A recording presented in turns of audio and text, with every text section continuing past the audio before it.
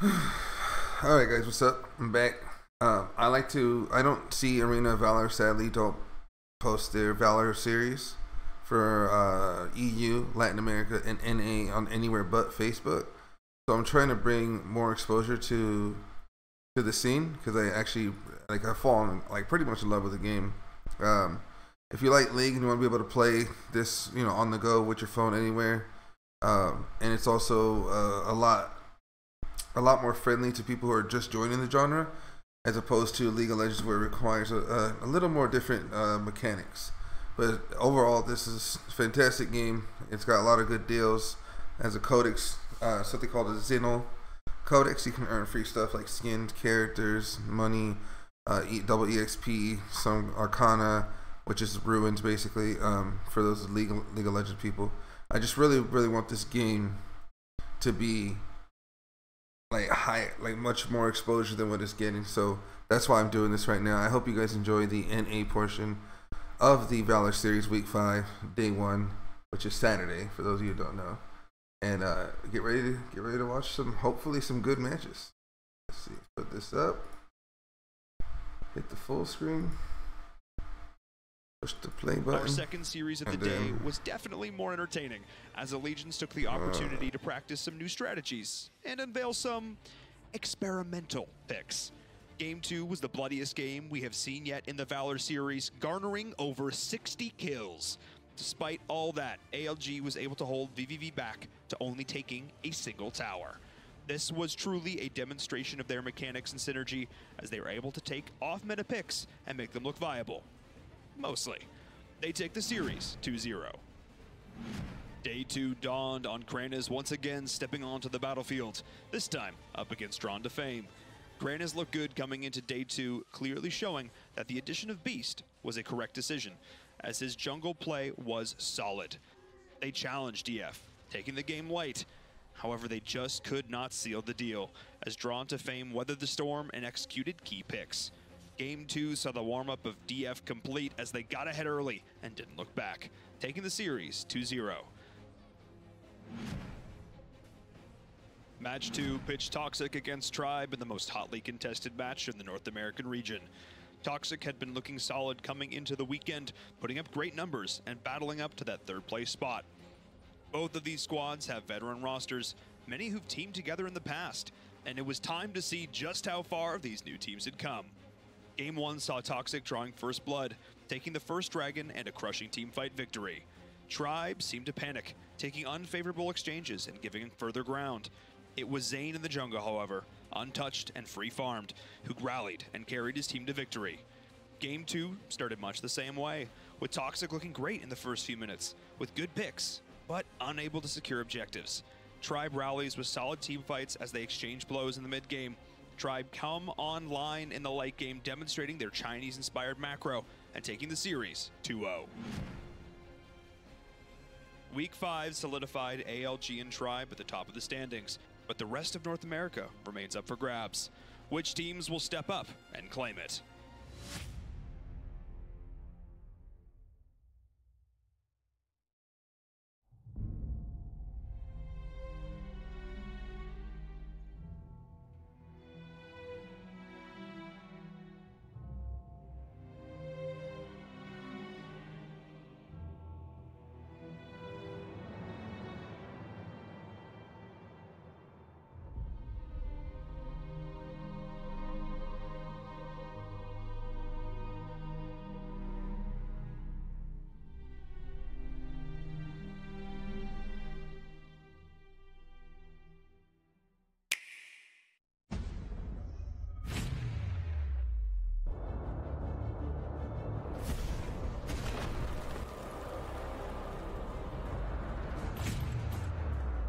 Unfolds around him. I'll let my fist do the talking. Welcome to the arena.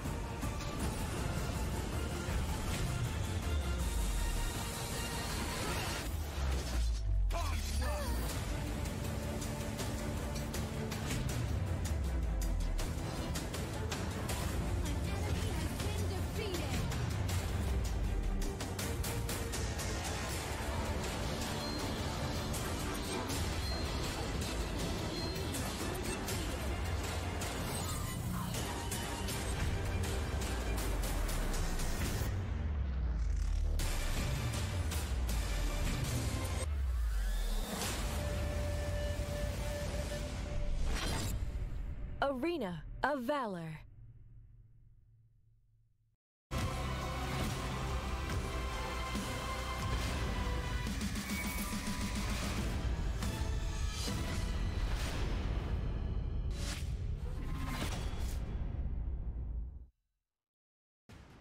Bippity boppity boo, I'm here to talk with you. North America is here, that's a fact, it's true. Hello ladies and gentlemen, and welcome back for the North American block of the Valor series brought to you by Facebook Gaming. My name is Jump, I'm joined here with Soije and Invirum. Gentlemen, feels good to be back. Feels good to be back too, man. What a nice opening. Oh, thank you. Inspired. Yeah.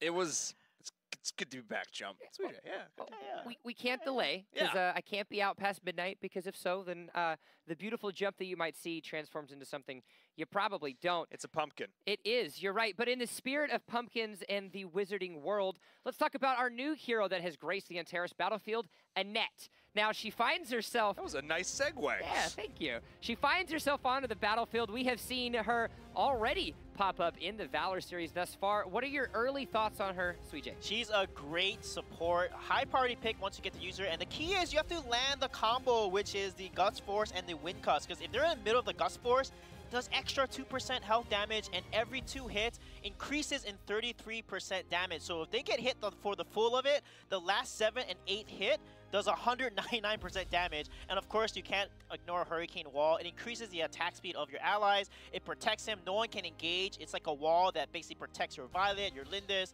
And with the extra attack speed, it allows you to turn around a fight like this. So it's going to be key in how people use her. And it's exciting to see her on the battlefield because it's going to take some time for people to get used to her kit.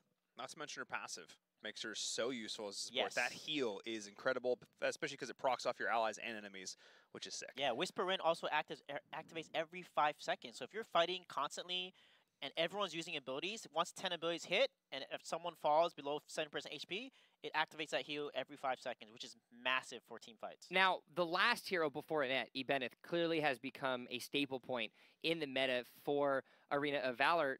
Taking a look at the pick ban percentages and seeing that Ibeneth is essentially top of the charts, will we see that same effect here with Annette? I know it's been kind of back and forth in week number 1, but will this be a trend that will continue to climb? Yeah, I think she won't be as dominant as Ibeneth. You know, Ibeneth is starting to lose now. Even Valheim is starting to lose. So it's really how teams figure out what makes her broken with what type of hero composition. That's the key, and no one has really figured that out yet. In Chinese Taipei server, they had Annette released a little earlier, and she has not had the best win rates over there. So I think it's going to be the same situation as teams figure out what works for her and what counters her as well. I think the big thing is because of Ibeneth's function as a solo laner, the fact that he is good on his own.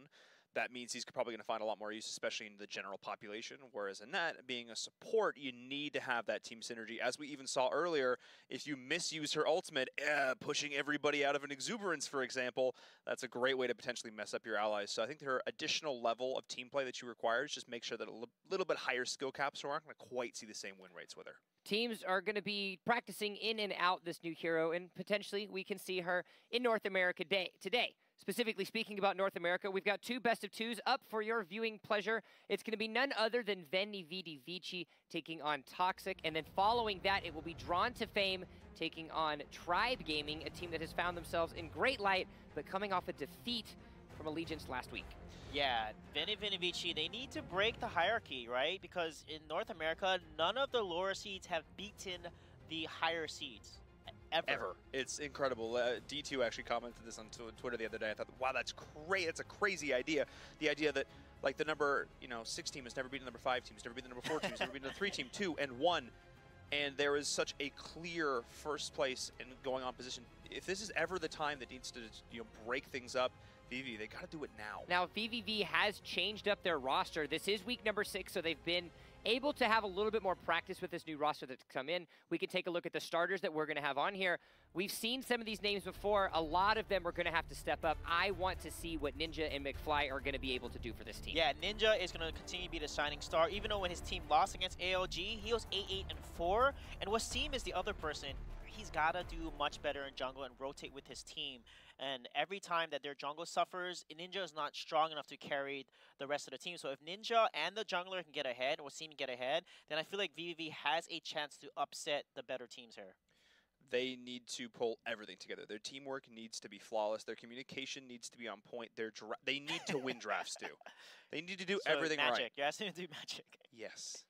Hey, we've been living in the wizarding world today. Magic is it's to be expected, right? It is. You can't really think about it too hard. But let's go ahead and take a look at their opponent. We've got Toxic Esports. Now, this is a team that, again, shows signs of life. They show signs of opportunity, but they need to be able to pull it all together. And for me, a huge piece of that revolves around Bobo. Yeah, the key is Bobo can't get caught out. In a lot of the games, he actually dies the most. He got caught out 2 to 3 times as Roxy, which made him basically take the loss against Tribe last week. And Neo also gets caught out as well. So both of them, they have to watch their positioning. And Hoon is kind of the staple, the consistency on the team there. So I think as long as Bobo and Hoon can excel, then they're going to carry and do really well. Because when Bobo gets ahead, he has some flashy plays, like 2 versus 1s, no problem. This team is the definition of high risk, high reward. When they're functioning together as a team, when they're firing, when they're going, and when they play off that momentum, they play better, they make aggressive plays, but they pull them off. But, like you say, when they get picked off early, when the rotations aren't there, when they lose early Dragons, they struggle to sort of rebalance, to reset, to say, okay, that's fine. We're just going to go forward from here. You know, we're ignore those early kills, and we're going to move forward. And they need to do that here if they get behind it all. All right, well, now there's the time for predictions. We find ourselves in maybe a closer match than is potentially predicted, but what are we expecting? It's going to be a 2-0 decisive win for Toxic. I would agree. I think Toxic has been looking better and better every single week. They've been improving a lot. Again, if they can tone down those moments of extremes, they got this to the bag. All right, well, you heard what they have to say. We want to know what you guys have to say at home. Let us know your thoughts. Let us know your opinions. Hashtag Valor Series. Let us know what you have on the table for your favorite wizarding spell if we see Annette finding herself on the Antares battlefield. Now, pick ban phase is going to be starting very shortly. We will see VVV on the blue side. Toxic Esports will find themselves on the red. These are teams that have, while volatility in their compositions, also have volatility in their gameplay specifically. What can we expect, compositionally speaking, to potentially make sure that they show some of that consistency and really try to see if they can improve? Yeah, Neo loves Chognar for some reason. Chognar is very popular. Bobo likes Roxy, Ryoma, and I feel like putting him on more of a damage burst carry is better for Bobo, like Ryoma, for example. Roxy is more of a sustain hero. And also Proxer, the key is, like, if he does get crashed, they have to fight around his ultimate, right? And I feel like Toxic has some weaknesses that Venovidivici can exploit. And late game is when they suffer, is Tribe was even or sometimes losing early game against Toxic, and then Tribe turned it around late game against Toxic because of their positioning in the late game and getting ganked and out-rotated. And I think that's where VVV can take advantage and poke holes through Toxic's lack of micro play in the late game. Well, it's actually interesting that you talk about that because both of these teams, they're 2-minute teams. The first 2 minutes of the game, they look awesome. They look fantastic right up until that dragon spawns. If they can take that first dragon, they look pretty solid. They go up in there, they have some nice jungle invades, they maybe get a pick, they get a rotation. But, like, past the 4-minute mark, they just flounder. They don't know what to do, and I think this comes down to a lack of shot calling and a lack of overall macro play. That's one thing we've noticed, which against the better teams like Tribe, like ALG, who have that consistent high-level macro, even if they get a little bit behind in the early game, they weather that storm and they come back. I need these teams to not only channel their awesome early game, their awesome initiative, but then take a step back and identify, look, what's the next tower we need to take, and just tower, tower, tower. They need to focus on map control. I want to see what Venovidivici is able to do positioning-wise when you think about their team fights. You take a look at the average deaths. More or less, you take a look at the total deaths on Venovidivici.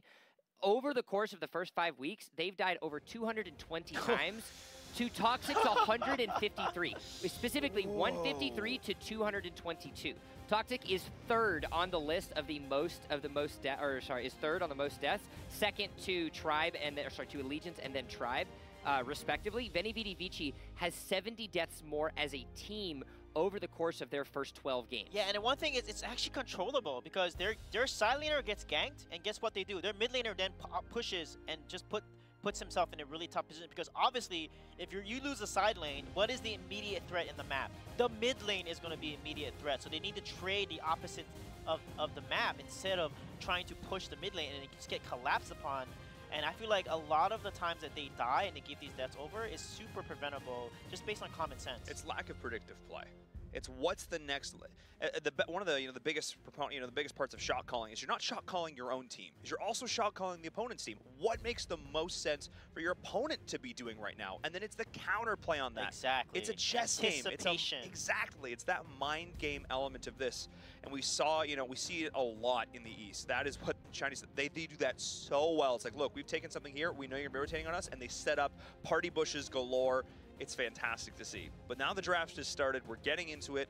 Marge off the board, and you talked about a hero that's played quite a bit by Tox. It is. Yeah, Chognar, and they're kind of target banning away from Neo there, because Neo actually is a very, very good Chognar.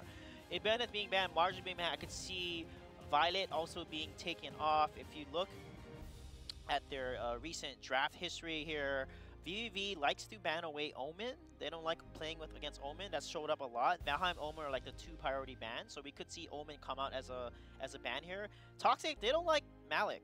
They could ban Malik, and VV loves to play Malik. Rude, that's one of his favorite heroes, so I feel like Malik could be a target ban, but that will leave open Zenio.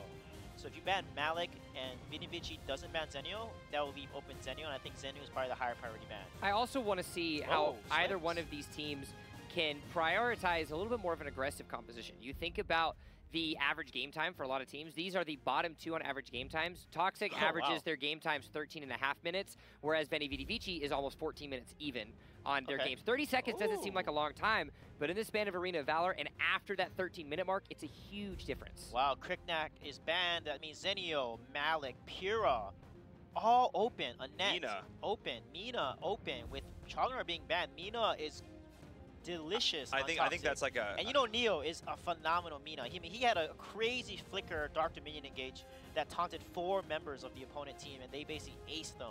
So they're gonna definitely take Mina here on this next pick. Mina along with a Malik or something, or Zenio, that's gonna be a deadly combination. But do you look towards? The problem is right now it's that rock paper scissors game of looking towards. Crash? Okay. Crash Pura is also a devastating combo. But, it's the Pura into the Mina and the Crash. It's, again, one beats the other, and it's how that cycle kind of progresses there. So if they pick up the Mina here, the Pura does not too bad because that's the CC, but you can still get them with the Dark Dominion. It's a really interesting back and forth dynamic. Yeah, it's going to be how well they outplay each other, because Pura with Zenio is going to be very strong. And that's tough. I can't believe they're not prioritizing one of those at least.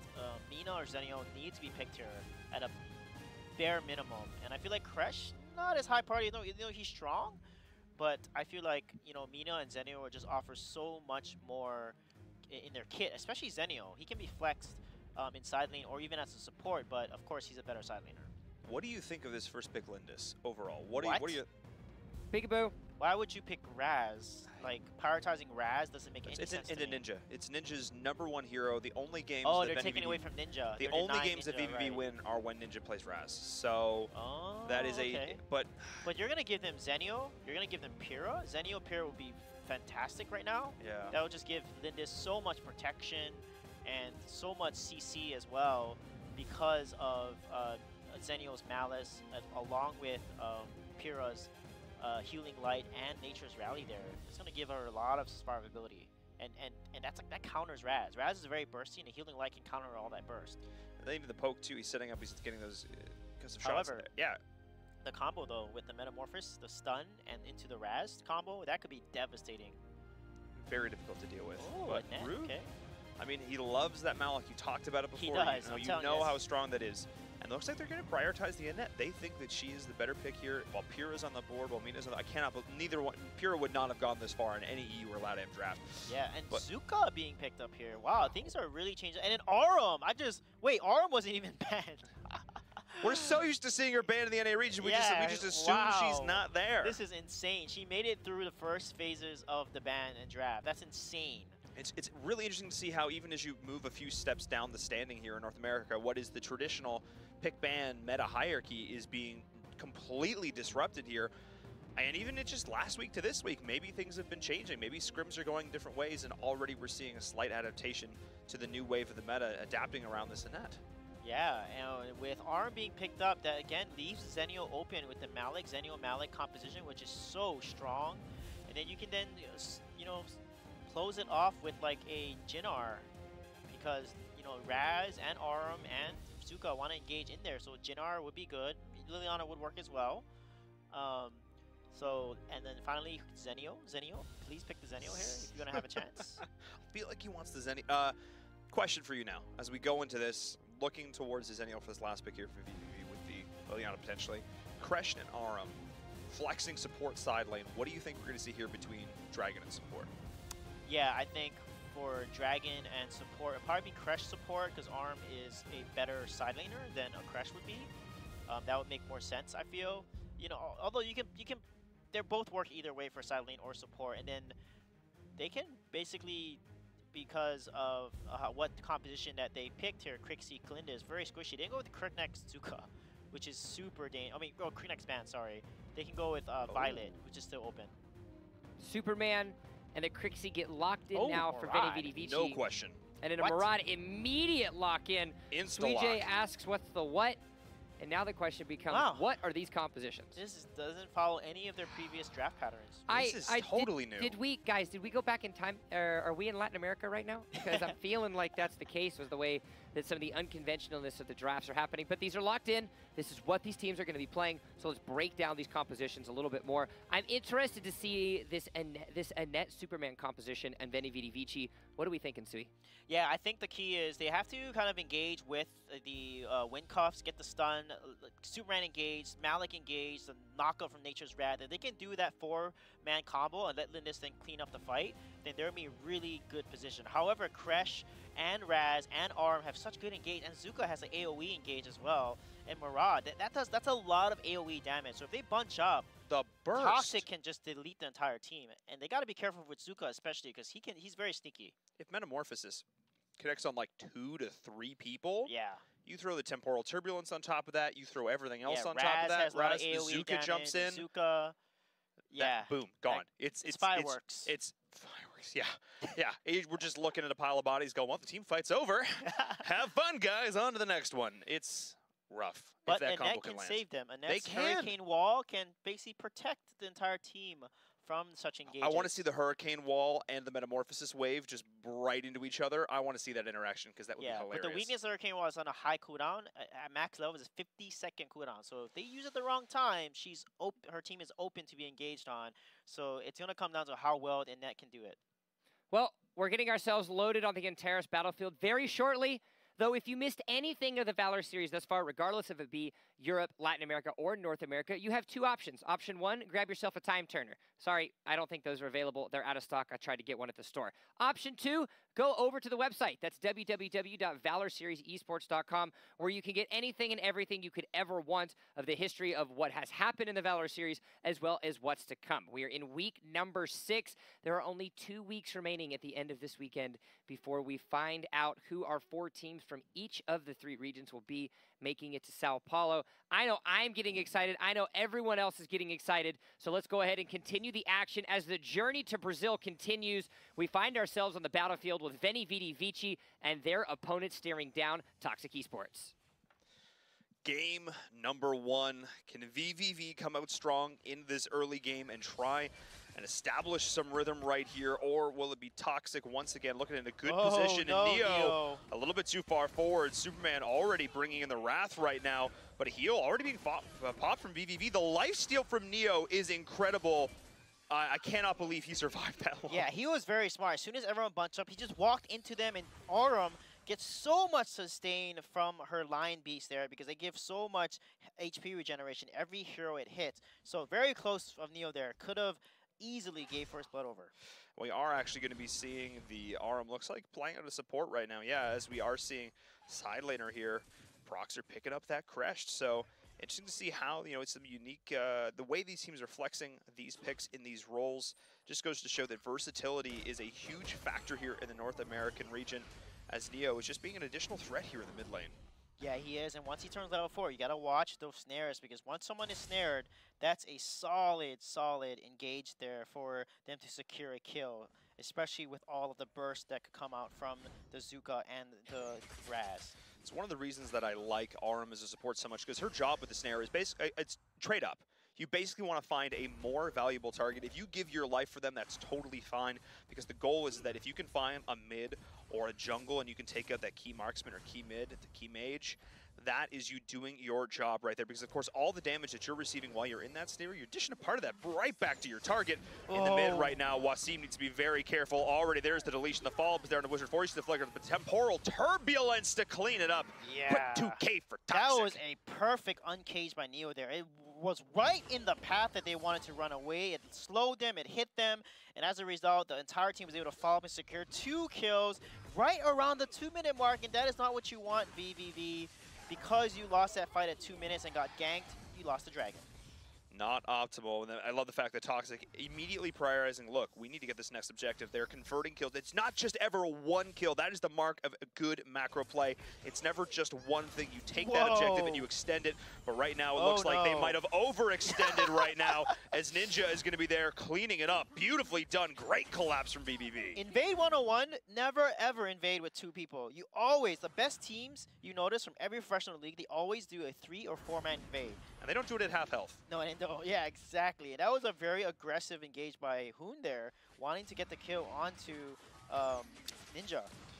Looking forward there, they're like, look, we want to slow down your farm. We want to stop this from happening right now. But Basics going in another dimension. He's trying to follow up right there, and we do actually have the Hurricane Wall going in there, but not even remotely enough. As it looks like BBV's like, look, you gave us a gift in this, 2K invade, so we're just gonna give it right back. Man, Basic with that play, he took the red might and got enough attacks off to activate his Tempo Turbulence, and basically 1v2'd and allowed his team then to follow up and just clean up that fight. That was an amazing play. Basic, again, every single week, improving week after week. I actually have him as my most improved player in the North American region. Oh, that snare. No.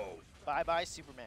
By the death, we just witnessed the death of Superman right there. That was just impeccable play. The snare, the follow-up. Murad, normally he's a lot more of a late-game scaling hero, but we're already seeing him doing so much work. And now, look at that, though. Ninja needs to just escape, but can't even find it. Hoon looking so dominant. The uppercut, the follow-up, the flicker back, the chain on the back of the Metamorphosis. Toxic with perfect team play. Yeah, and I said Proxer needed to land some clutch Metamorphosis, and boy, did he deliver. That was a perfect rotation, following up from behind, getting the kill there. And of course, look at how Bobo was engaging. He said, you want a Moonfall? Guess what? I got Skyfall from my ultimate as Zuka here, and it secured the kill onto Ninja, and that was it. And look at that, 8-2 now.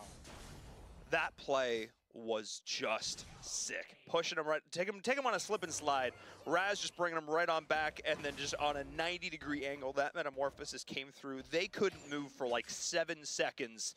That's a feels bad, man. Yeah, I mean, Hoon is just phenomenal. Every mage hero he plays, he's just so mechanically gifted at it. He just knows exactly how to engage as Raz. Look at Basic there. Oh my goodness. The amount of damage he was Ninja. doing. Ninja, no, that was not the Oh, I time. know. Oof. Oof. We are seeing the pressure from Toxic. It's still mounting. Going in the follow-up onto McFly. There's the snare, the target. Nice little disengage, though, from Rude. The heal is being popped. The shock to try and re-engage on the back. But there's the Metamorphosis as well. But McFly is so low. The target is there. Neo on the back of this. And Basic as well, constantly keeping out that pressure. Ninja's doing a good job, though, with the mischief in the back. But Rude, one more auto attack. Can Proxer make it happen? No. It is Wasim, though, going in, trying to make something happen. But Hoon deletes him. Yeah, that was such a beautiful play. And Ninja, you're in a tough spot. And the flicker comes out just in time. That was amazing. And Neo there almost died, but flickers away and then drops another amazing uncage to secure the kill on the Superman, and he slow him down. And look at him, so low and juggling aggro so well. That was Bobo. a great little opening there from Rude. Sneaky boy, he can come Bobo's behind. on the flank. Bobo's on the flank there. Okay. That was a nice little play. The snare came through, Rude pushed him back, looked to try and reset it. The shock came on through, but the Metamorphosis from Proxer, once again, enough to separate the fight. And by the time the rest of VVV showed up, it was too little too late. The damage had been done. They just didn't have the health bars or the cooldowns to make that fight happen. 4K on Murad now. Basic is so ahead. And look at the Raz. Hoon has his boomstick and enchanted kicks. That's 3.5K gold. And of course, Zuka, rank breaker already finished. Once he gets a second tier 2, he's going to do so much damage. Uh-oh, in the mid as well. Fights are breaking out. Up top here, Bobo is putting on a clinic. He needs to be careful, though. Basic's going to look to bait him back in. One more. Can they find the temporal turbulence? There's the auto attack. Good night, Superman. What a nice rotation by Basic. They're saving Bobo's life there. He lost that 1v1 as Zuka, and Superman could easily chase him down, but Basic came right to his rescue. It's like, I'm not going to win this 1v1, so let's not make it a 1v1. Yeah. And look at this. They're just taking this game away. And the key now, what VV needs to do is they have to make sure they fight, they clear the jungle and clear the minions so that Basic doesn't have his win condition. But I love this. Prox are committing this, just the one-man metamorphosis. It looked like they could have been able to clean that up. Kind of surprised. I mean, I guess they didn't want to fully commit there with the snare as well, but at least they baited out the shock. There's the trading ultimates. Look at this. But Hoon is just going off right now. Oh! I mean, the minions actually did a lot there for VVV. They did trade. That's actually not beneficial. That actually works out in favor of Wasim right there.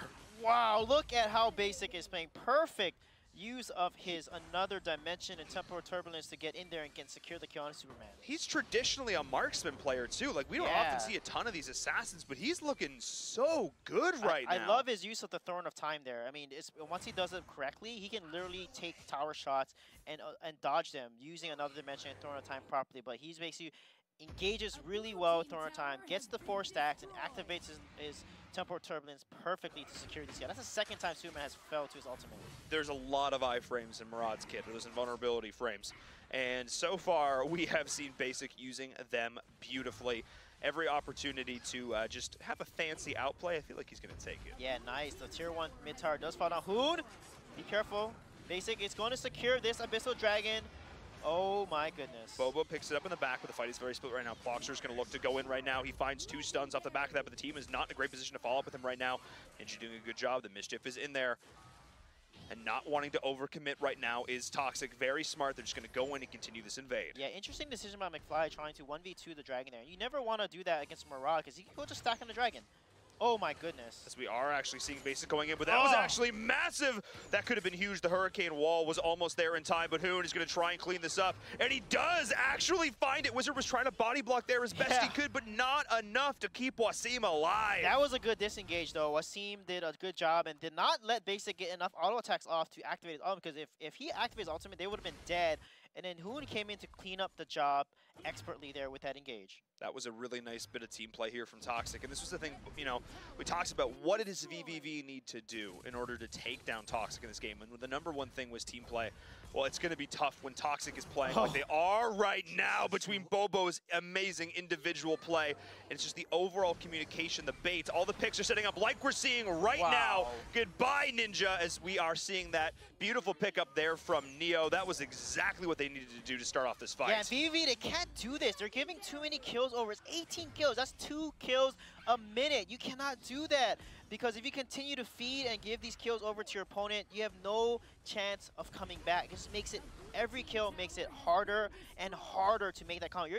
They're almost 10k gold behind at this point, and that's not what they want to be in under 10-minute mark. Part of the issue is that Toxic is doing such a good job of splitting up these fights. They're on so many nimble heroes. Man, that burst with Murad's Temporal Turbulence and Raz's Power Surge there was just way too much damage. And then Bobo, of course, doing what he likes doing best, the pushing at the bottom tower. It's incredible to watch how Toxic's able to use this poke comp and just burst comp, because VVV is never in an opportunity to start a fight on their own terms. Because Toxic's been doing such a good job of map control, combining this with their pure initiation power, VVV has never been able to dictate the terms. And they're feeding. Oh, he wanted to go in there. Yeah, what a beautiful entrapment there. Oh, you missed! Basic missed the Temporal Turbulence there. Wasn't able to hit Wasim and get his health low. But now, as we're looking past the 10-minute mark, the Enraged Abyssal Dragon will start to be a thing that I imagine we're going to want to look towards. And already it seems like Toxic is saying, you know what, we need a little bit of an additional buff to get into these next fights. So let's grab this to start things off. Yeah, and Murad's perfect for that because he gets that a little bit of lifesteal with his abilities there, easily takes over objectives. That's what makes him so strong. It's like Morin, when Morin starts hitting objectives, they stack up their passive and they open up their ultimates and set them up for success. And that's what makes Murad so dangerous. He's we're seeing the true power of Murad in this game so far, as Basic is putting on a clinic, actually forcing out a bunch of abilities right there as well. But of course, the Temporal Turbulence on such a short cooldown that not really a big deal here. But really, the second that Toxic decides they want to go in, like right now, the snare is there, the follow-up of the Metamorphosis. Wizard tried to block it out right now, but everybody's just gone. Everybody's already out of here. Ninja's going to drop as well, able to escape over the wall, and Basic and Ku are there, only trading out Neo's life for this. That's exactly his job, though. He wants to trade positive. That is a support Aurum. That is exactly how you were supposed to make this work. That's exactly what we're talking about. That snare combo with the Metamorphosis, oh my goodness. He said no chances are, and then the Hurricane Wall did not come in time, unfortunately, from Wizard's side, and as a result, they lost their key carry, and this is going to be game potentially for Toxic. Rude needs to kill these minions right now. He needs to get them off the core, but it looks like Toxic is going for all 3 high ground towers. Oh, Hoon just deleting the Superman for good measure, because why not? Playing with their food a little bit here is Toxic. Basic is actually going to survive. He has the additional heal there, but Ninja is trying to support this. They're trying to get this in. Toxic, just end the game. You're right there. We have the wall going in, but it's not going to be enough. Finally, I believe that's it. GG. Toxic take game number 1.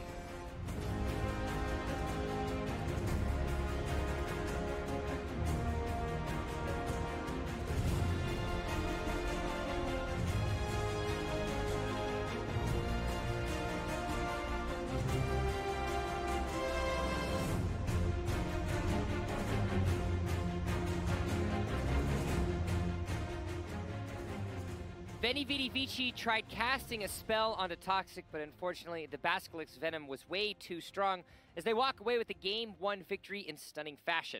Welcome back to the desk. I'm Jump. Of course, I'm joined here by Suijay and Inviram. Inviram, it was the Venom of Toxic that walked away with their Game 1 win. BVV should have made a Horcrux. What can you say?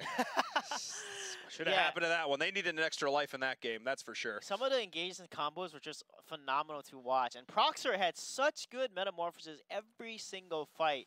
It's clutch. And also at the very end, he used Aquatic Shield to save Basic's life. But Basic was the true shining star there. The way he was engaging with Murad, using the Thorn of Time to activate and open up his dimension to activate Temporal Turbulence and get these kills was fun. I mean, 10-0 and 6 on this Murad. 16 KDA. That's how you want to get it done. And the team played around him so well. That was just really, really solid play. I mean, he put up only like 32% of his team's damage, but it was effective damage. Every single time he went in, he committed, he got himself a kill, and that matters. And Hoon! How much can you talk about Hoon? Yeah, and the Raz play. His Raz there's a lot that you could talk about, specifically in kill after kill. There is warrant to be said about Murad. There is warrant to be said about what he was able to do for his team, specifically in the sense that you have to have the IQ above the 3 of us combined and sitting at this desk to be able to play him and understand where you're leaving your sand clones. But at the same time, Hoon, sucker punch to the face. Yeah, the way he was getting, he knew when to go in. When Basic couldn't secure the kill, he then went and chased Wasim and secured the kills, executed the power surge, and then the explosive KO engages so well on this Raz. And that's why Raz is like a high priority for some people, and taking away from Ninja was very smart in the draft. All right, Toxic finds themselves on the blue side now, so proactivity becomes their biggest weapon. Veni Vidi Vici finds themselves on the red. And it does look like Toxic wants to even think about the RM as it gets banned right away. I love that. Toxic knows the power of Aurum. They just demonstrated it in that last game. So they're just like, yeah, we know how good she is. We don't want you to have her. 100%. Take her off the board. And this is also good for Toxic because now it's going to show a different element to their play here. They're going to be pulling out a different draft in this game number 2. So I'm really excited to see what they can do with that now. Just this is great practice here for them. They want to try as many different things as possible. But VVV needs to start off strong and not do what they did in that last game. When they get a slight lead, they just immediately gave it up. They just need to play a little bit smarter, a little bit more conservative. Think 2 steps ahead. Yeah, and I think they need to slow down the number of deaths they're having because, again, if you give over 20 deaths, you're getting snowballed completely because once 1 or 2 people die, if you give up complete map control, your opponents can take any objectives from you, towers, and so on. Your team's at risk because it becomes a 5 versus 3. So that's why dying is so critical to preventing these deaths are so critical to staying in the game and making these comebacks.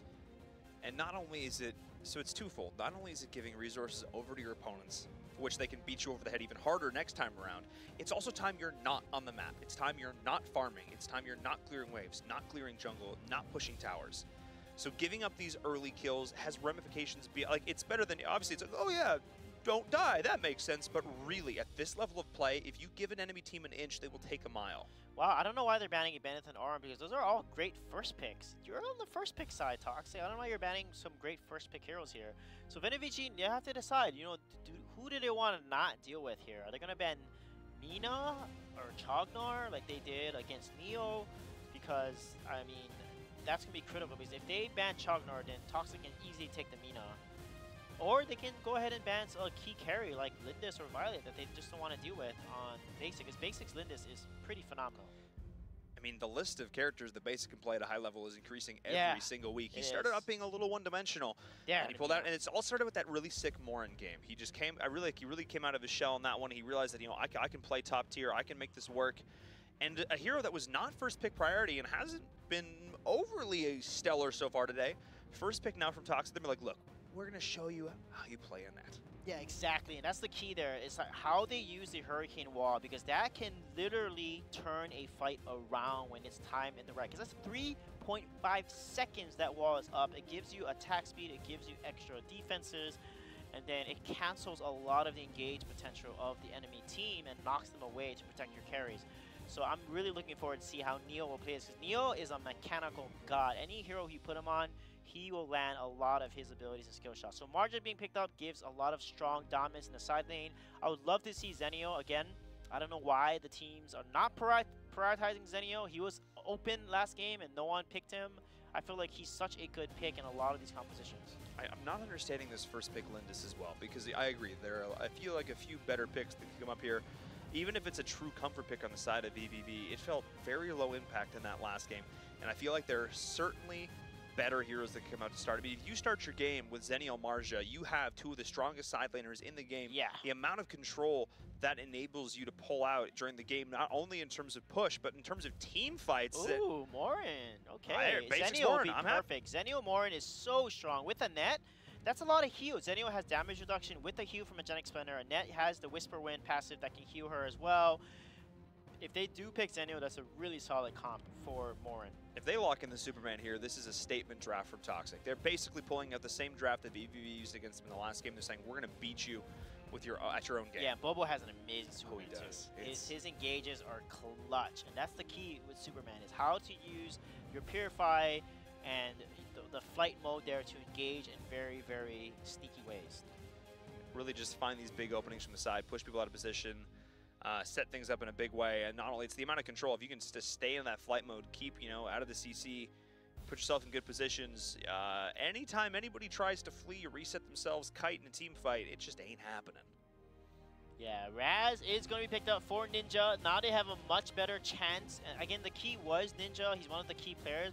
But I also feel like Wasim needs to definitely make a bigger difference in the jungle play here with those rotations and securing the kills. Because Basic right now is just outclassing him in so many different ways. And with Lindis being picked, Violet is open. So I could see Basic, Morin's already picked, sorry. So with Zenio still open and Teamy, I feel like they should prioritize the Zenio and the Raz and then pick the Teamy as a last pick, because your opponent's not going to pick the Teamy. Oh my. Ryoma on Bobo. So Proxer is going to play Superman? We'll see. This is interesting. Yeah, because Bobo traditionally is Ryoma. We've seen it. We've seen, if you watch the clip of him in that 2v1, he missed that somehow. Go find that. It was dirty. Yeah, it was. He did so well there. Jinnar would work. I think, honestly, I'm not a huge fan of Liliana would be a little better. Crixie, okay, I like who will be on Crixie this time? I like this because the combo with the Annette potential there, she gets slow down. She has that additional stuff. The follow-up is there as well. The wind cuffs and everything. So and the like Moonfall as well against a Raz. If a Raz engages, he's stuck and he's going to hit a lot of damage from the Moonfall. If he gets knocked up by Crixie's Nature's Wrath, he's a dead Raz. Not the place you want to be. You commit into that fight. You go in, you train like, I'm auto attack and push people around. It's going to be great. And then you're inside of a Moonfall, and you're like, oh no. This is... And I do like Ryoma into Marja, because Ryoma actually counters Marja. He actually beats Marja, especially when he gets to level 4. His Spectral Ire comes online. He'll easily beat Marja and out-trade her in the lane there. Roxy being picked up is a little interesting. That means, Roxy may be able to handle Superman, but if Superman is constantly engaging her with the flight mode, then, he will win in that damage trade against the Roxy, who normally excels against melee. This is a fairly light, to use the term of TJ's, it's a fairly lightweight composition here from VVV. I mean, Roxy can get relatively tanky in the late game. Team E can get relatively tanky, but they're just sort of middle of the road right here. They do good damage, they have good mobility, they have okay sustainability, they're just sort of committing, you know, everything's pretty good. But I look over at the side of Toxic and I see kill potential on that squad. They have a lot of burst. They can just decimate somebody. I'm still curious at both of these compositions. Neither one of these teams are largely playing the standard compositions that we're used to seeing in a lot of instances, but I want to see how the execution with this, specifically the Annette Superman combination. We talked about this a little bit in the last block. This is something I want to see kind of go in line with Toxic Gaming. Annette more in Superman, Crixie, and Ryoma. How are we seeing this whole composition is going to play out as an entirety against their opponent now with Veni Vidi Vici? Yeah, well, Superman can easily push the opponents towards Annette. Ryoma can then stun them. Annette can drop her her wind cuffs, get that stun onto them, and also drop her AoE damage as well. And that's going to do so much extra damage. They get CC on top of it. And if they want to run away, she can actually go ahead of them and then use Hurricane Wall to push them again back into her team, which sets up a really nice engage. All right, well, we're getting ourselves loaded onto the battlefield very shortly, but remember, as we've always mentioned to you throughout the entirety of the season, we have a website available for you to catch up on all of the action at all times. That's www.ValorSeriesEsports.com, where you can see all you could ever hope, want, dream, and meme when it comes to the Valor Series. I am ready for this match. I want to see this Annette continue to show some possible opportunities. The thing that I enjoy the most, specifically when you add new heroes into the fold, when you add new kind of strategies and variants that you bring into something like the Valor Series specifically, while it's one hero, it can completely change the entirety of the meta, the entirety of the most powerful compositions because of what she can bring for the table to a new composition. We're going to find out exactly if that holds any truth as we are in game number 2 of our first match for the North American region. Toxic Esports finds themselves one game up over Veni Vidi Vici. Well, for one of the first times today, we're seeing the favored team in the matchup pulling out the Annette. So one of those heroes who maybe just needs to be playing a little bit more while they are ahead to start this off. A lot of heroes, they just struggle from behind. They need a little bit of additional gold, which as a support hero is not traditionally the case, but we're going to see how this plays out here. If this is the combo that's going to make Annette a success. Oh, Proxer missed the engage onto Wizard there, but yeah, Annette, that's going to be key. Again, it's the Gust Force and the Wind Cuff combo, because if everyone's bunched up and you hit Wind Cuff on them, it's gonna stun everyone and pull them in together, which allows you to then combo the Gust Force. And look at Ninja. Wow. Oh, forcing out the flicker already from Neo. Ninja would have just soloed him right there. That was dirty. There's a reason people pick and ban Raz against Ninja. He is astronomically better on this hero than like any other mage that we've seen him pull out, which for better or for worse. In this case, you know, the comfort pick is truly that. In his case, the Raz is just crazy. We're going to see it in this game. Yeah, I can't wait to see how Ninja is going to be able to help his team perform a little better. And Bobo is going to be on his Roma, which is a little scary because his rotations and his abilities to land the Whirling Blade stuns and the Spectral Ire combos is massive. Down in the bot lane, too. Speaking of side lanes, we have Superman going up against Marja, and already Proxer is being pretty darn annoying on that hero. McFly needs to be careful. Marja, of course, a great side laner, has the range, the poke, and the self-sustain to survive, ideally against someone like a Superman, so we'll see how that lane plays out. But you talk about Bobo, you talk about how good he is on this Ryoma, and I'm excited to see what he can do with it because, of course, Roxy is actually still a little bit favored in that lane matchup just due to the fact that she has that Wildfire, the ability to burn down the lane. Yeah, they're taking advantage of it, and of course, Toxic is going to be the one that's going to do a macro rotation to secure this dragon here. Veni Vidi Vici needs to respawn and potentially try to steal this away and turn this around in their favor. They're looking to do that right now. They're going in, but Basic is able to grab that Wizard. Maybe still going to look to engage, but a great use of the ultimate there from Hoon. Oh, misses nice the Nature's flicker. Wrath. That was a good flicker from Wizard. Yeah, Wizard with that flicker there, and Basic putting a lot of pressure on the bot lane. And look at this. Stuns going through the follow-up. Wizard needs to be careful. The Annette does deceptive damage as Neo is there to follow up. There's Proxer as well. Goodness. Proxer putting a ring on it, just deciding this is where you fall. He just flew in there like a speeding bullet, and boom, the Mana Steel deletes them. That was amazing play by Proxer. Coming in at exactly the right Superman, you know, arriving exactly when he means to in that situation. No, Ninja. Oh, no, Ninja. Oh, wow, look at Hoon One there. more. One more from Hoon. Has he gone a little bit too far, though? The Pooty Poot's running down, but can't catch him. Fancy plays there. Look at Basic. Oh, he used tactical maneuver, tries to get that burst damage down, but McFly is going to survive. But he's going to lifesteal all that back from the Vision Seagull and then potentially push to lane. But no, he's going to continue to farm his jungle. Who needs to be careful in the mid right now? Wasim has rotated, caught him out. One more auto, that's going to be it. So, pushing his luck, finally capitalizing on it was VVV. Yeah, Hoon should have went home there. He was already so low from that engage, getting the kill onto Ninja. Now mid lane is going to fall, which allows a nice rotation by VV to catch potentially Bobo off guard here. We talked about it. We talked about it. Bobo getting caught out early is how Toxic loses games. I think he knows. He absolutely knows. See, this is smart because think about it. Your mid laner just got ganked. Where's the team going to rotate to, right? They're not showing anywhere on the map. They're going to be probably in the side lanes. I like this from Bobo. I think this is solid. I mean, obviously not going to try and jump on the Superman. That's not an optimal target. But also the fact that he's not contesting is like, all right, that's fair. You got this. I can see this. There's no point of giving up a tower and a death right now. So we're actually seeing the first tower of the game going to VVV. But Bobo still absolutely making the correct decision. Yeah, Proxer might be able to take this tower here. It's getting pretty low. Why is he auto-attacking it? Man, he could have just taken it with just a few auto-attacks, unfortunately. But interesting decision-making there from him. Definitely not optimal. You are correct. He's not going to be creating space for Basic around this Abyssal Dragon. This time, VVV looks like they are going to be in a position to try and engage Basic. Yeah, he needs to leash this right now. He needs to reset this. That's the correct call. He's going to reset that. Uses tactical maneuver there to run away. And Bobo is going to just hold off his lane. He is ahead of the Marja, though, right now. That's exactly where he wants to be. He's doing pretty well against this Roxy as well here, which, you know, again, not the most favorable matchup. Proxer's going to look to try and engage right now. The hook not going to connect, though, from Wizard. It's Basic's backing out. Once again, this Dragon is being leashed. Hoon misses his Nature's Wrath there. They got a combo. Neo and Hoon got a combo the Nature's Wrath and Gust Force because that's so much damage. And on top of that, once you get the Nature's Wrath, you can also do Wind Cuffs and get extra CC onto your opponents. Gotta wait for them to be all stacked up, though, as Proxer is looking to start things off for his team. There's Wizard on the flank, but a beautiful job denying the Pooty Poots. The Magnetic Storm is there as well. We are going to being a bro going off as Wizard is going in, but look at the Moonfall getting value across the board. Splitting the fight as well is the Annette, as Basic is on the flank, forcing the rest of the team back.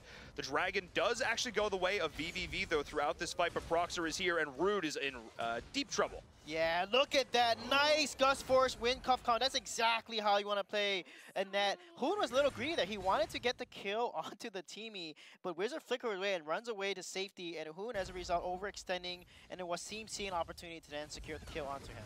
Hoon's play today has been the definition of greed, and it's definitely been costing him. He had that one really fancy play in the mid, the flicker, the Moonfall, but overall, he's maybe been committing a little bit too hard, maybe feeling a little bit overconfident. Yeah, Hoon is just greedy. He just wants those kills. And as a result, he's getting punished for his over-aggression there. Dude, if you want to pad your stats, you need less deaths. KDA, come on, KDA, man, come on, you need to not die. That's how you pad these stats, man. Look at No Mercy, look at that. Neo, what is that? That's exactly what I'm talking about. That combo does so much. Again, Gust Force, the longer you stay in it, every 2 hits, it does 33% more damage. So if you stay in the majority of it and you get the middle, they're slowed in the middle as well. And it's going to do 199% on the 7th and 9th proc of that Gust Force wind damage. That is absolutely insane. Oh, there's Proxer on the flank, bringing the whole team together. We do have the Being a Bro going off. Wizard using it on himself. The stun, the follow-up. Oh, blocking them off right there. That was massive. Neo's positioning was huge. He blocked the choke with the Hurricane Wall, forced them back, got the double kill. This is how you play Annette. Yes, like I said, Neo is one of the most mechanically skilled people. And Rude, what are you doing, my man? You are sacrificing yourself for this tower, but the tower is going to fall, and you're going to fall on top as well, making the loss even heavier. Oh, ouch. Mistakes. But Neo playing some Bobo. He landed after the Hurricane Wall came up. The Willing Blade came up. Watch this. Beautiful engage by Proxer. Rude gets pushed back. Watch Wizard. Watch the Hurricane Wall. Boom, gets pushed. The Willing Blade also hits them. And look at that. Boom, both of them just explode from one hit from Ryoma's passive. Wow. That Naginata Jutsu just putting the seal of approval on that one. That was a sick play coming out across the board. But just utilizing that ult to block the choke, that was... It's a great CC potential. It's defensive, but also can be great offensive as well. Ooh, Proxer. Look at that, stealing away the blue golem there. That was nice. Soon, though, maybe using his ult a little bit early there. as we are seeing the full-on push here coming into the jungle. Look at that impact barrage. That was massive on the Magnetic Storm. Proxer the back. Oh no, Wasim McFly, all of them are gone. Neo is there, splitting the fight perfectly, giving them just nowhere to go. Yeah, and beautiful. Roxy was, Rude was trying to get the Agni's Grasp onto Basic, but you know what he did? Magnetic Storm, Impact Barrage, boom, into the Magnetic Storm, got stunned, and then basically failed to engage, got countered, and had to run away. And then the other side of the team fight, Neo with that engage, just carrying the kill into Wasim. That was massive. That was massive, and that was a 5v4. Yeah. All the while, Ryoma was split pushing like crazy. Bobo took the high ground tower on the Slayer side during all the kerfuffle here on Dragon.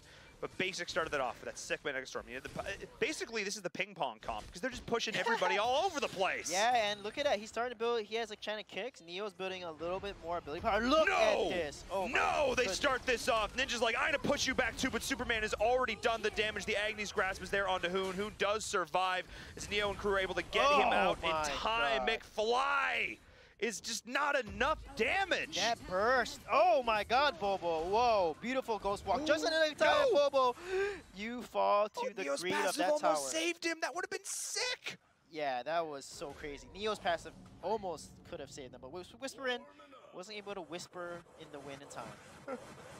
It just wasn't there, man. But that Proxer, with these engages on his Superman, I mean, phenomenal. We talked about this in the draft. The burst potential of the draft from Toxic is a lot to overcome Magnetic right Storm now. Is activated. Just trying to clear out these few minions here. I think maybe it's time for Toxic to back up, to reset, to look towards this Enraged Abyssal Dragon or the Dark Slayer. However they want to finish this out. Obviously, they want to confirm this last high ground tower, but I think maybe it's time just to reset. Yeah, the only way they can win now is they got to get a good Agni Grasp. They got to destroy the person that he catches. And I feel like Rude, he needs to catch actually Hoon. Proxer, Superman's having fun in the mid right now. Proxer, what are you doing there, dear sir? He has flight mode, so of course you can't kill Superman. Yeah, he just runs away using Purify at the right moment to escape the clutches of death there. So Superman will live another day to fly again. Ninja is the key of this comp right now. Again, Rude needs to get a nice Agni's Grasp, and everyone was seen to Ninja, to McFly. All need to focus the person he's grabbing and just blow that person up for Venavici to stand a chance. That's their only chance, but blowing somebody up like Hoon per se, but the essence of the win is actually keep him alive, and now we actually see the Agni's Grasp. There's the follow-up that they needed. Bobo does go down. That's exactly what you said, Sweet J. And look at what Basic's doing. He's going to take away the high ground tower, so that's worth it for one death. And Wasim needed that kill as well. He needed that. My God. What? Basic, no! Were those crits? I couldn't Watch out, that's tactical maneuver there. It launches 2 hits. Look at this. Oh, he hit the wall, keeping them alive. Oh Basic is there. The Magnetic Storm, the ball, the concussion. Basic, no! Why are you doing this to them? He is feeling so confident, pristine in his play right now. Wizard, don't overextend. No, don't do it. You're giving him stacks. Why? Why are you doing this? Why are you burning the being a bro? I think they know it's over.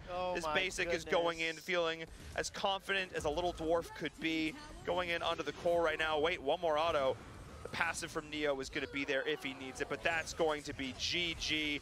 And with that, Toxic is going to take this next game as Basic is just camping the spawn at this point. Stop, Basic, you're being mean, you're being toxic as they take game number 2. And they will take the series, please. I can only keep this going for so long as we finally see Bobo decide to hit the core. And with that, they take the series 2-0.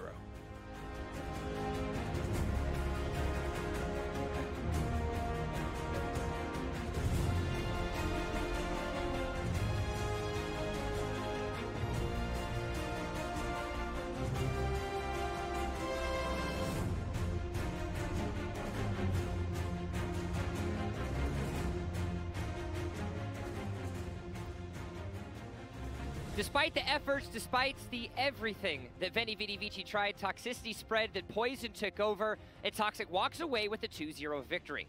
Welcome back to the desk. I'm Jump, of course, as always. I'm joined by the delightful individuals of Mr. Sweej and Inverum. It was a correct prediction by the both of them, and it was Toxic showing, as we've been talking about, signs of life. Yeah, they've improved week over week, and I love their rotation. They still have some weaknesses in the late game, though, getting caught out a little bit.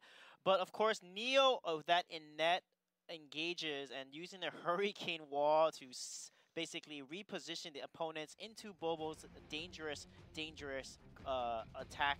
And look at that, Bobo building enchanted kicks on the Aroma there. Very interesting build, but Proxer as well with the nice 2-man engages. And I'm sitting in the back, and I was actually talking with TJ as we were watching this game. Neo finishes 2-0-11. I'm liking the way that Neo has decided to not only play Annette, but build her. There's a lot of heated discussion of, do you actually build a magic damage item on her? Do you go straight tank? Latin America went for more that kind of straight tanky composite, that's more straight tanky build. I like this more off-buildy style that Neo has gone with. Clearly, it's showing some signs of success. Yeah, Magic is actually better because she does so much damage as a support, and also her Whisper Wind scales with Magic. So the more Magic you have, the stronger the Hue is going to be, and the more damage all of her abilities do. So I do love that high reward, high risk build that Neo has taken, and it was a lot of reward. I mean, it's a hybrid mage build. I mean, when you get the Essence of the Wind and stuff, you still have the passive, so you still have the active, you still have the shield, which can bail people out of difficult situations. Combine that with your passive, it makes a lot of sense, but she hits hard. Yeah. Especially if you can start to combo her abilities together like we actually saw in that last game. Again, play her a bit like an Alice, play her a little bit further back, a little bit squishier, a little bit less sustainable, but that's okay because you're offering utility and damage. It's always a good thing when Annette is able to wield that broom and just bat you like you'd bat a spider. All right, let's talk about the replays. AT&T replays, to be exact. We're just over the 8-minute mark, and it was everything that Toxic had going right in their way. Wizard got bounced around like a beach ball at a party. Yeah, it was insane, and Basic was able to do so much work, and the damage he was able to do here, just blowing his opponents up with his build. And, I mean, just amazing to watch his Morin. Morin is one of his better carries. He plays a great Lindis. He can play a Murad. I mean, Basic has impressed me so much week after week after week. Yeah, Morin was the hero, as I mentioned before, that he really, I think, kind of came into his own. He had that one truly phenomenal game where it's like, wow, this guy's pretty good. Like, hang on a second. Yeah. And ever since then, he's been looking really, really solid. He's just, I think he's starting to just feel more confident and trusting in his allies. Yeah, every tactical maneuver engaged and all the impact barrage, he pushed his opponents away into magnetic storms. I mean, it was a perfect setup to a counter engage because Brood was like running at him with Roxy there, trying to get Eisengrath. He's like, nope. Boom, push you back, magnetic storm, you get stunned, and then the engage fell through. All right, well, you guys saw it. You witnessed it. It has happened. Toxic walks away with a 2-0 victory over their opponent, Veni Vidi Vici, and it goes brooms and wands now, switching over to stars and the hatchets as we find ourselves with Drawn to Fame versus Tri Gaming coming up after the break. Don't go anywhere. The Valor Series will be back in a flicker.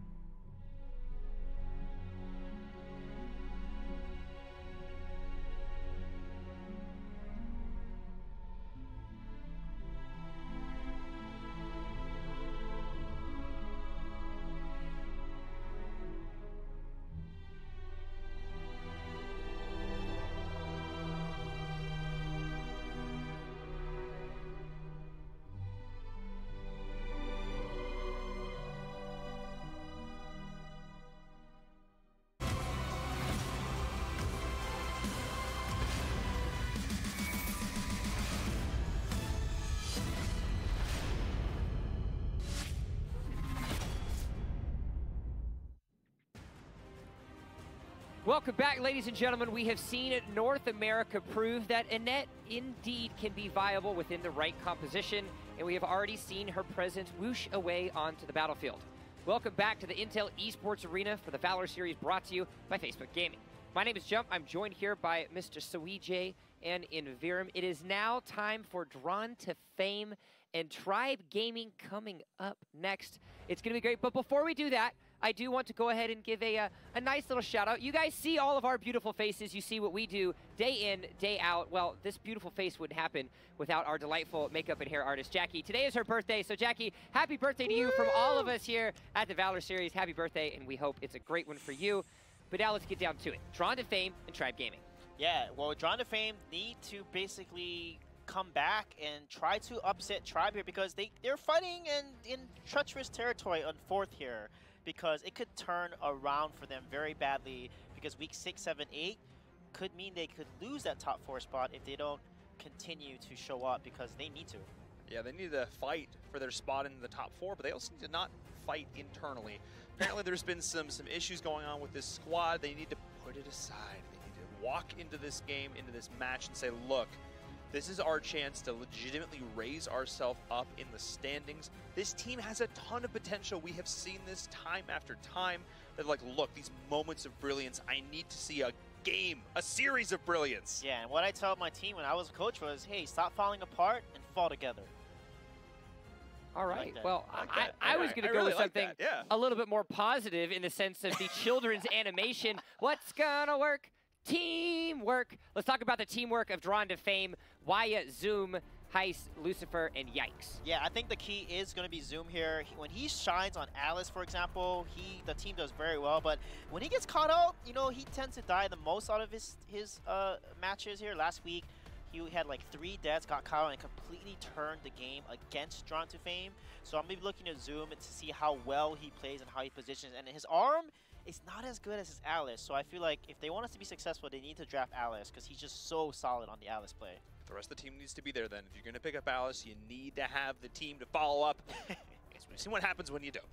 Alice finding herself with a 14% win rate thus far in the Valor Series in Season 2. It is a drastic difference from Season 1. So let's go ahead and take a look, over at their opponents. It is Tribe Gaming, recently been picked up by Chief Pat. We've got KZ Fox, 80 Heroes. We've got Beginnings. We've got Venge as well as Zane. What are we thinking? Yeah, Zane really popped off. He carried it on Violet so well. And also KZ Fox, you know, his Liliana play, any mage he plays, his positioning is just perfect.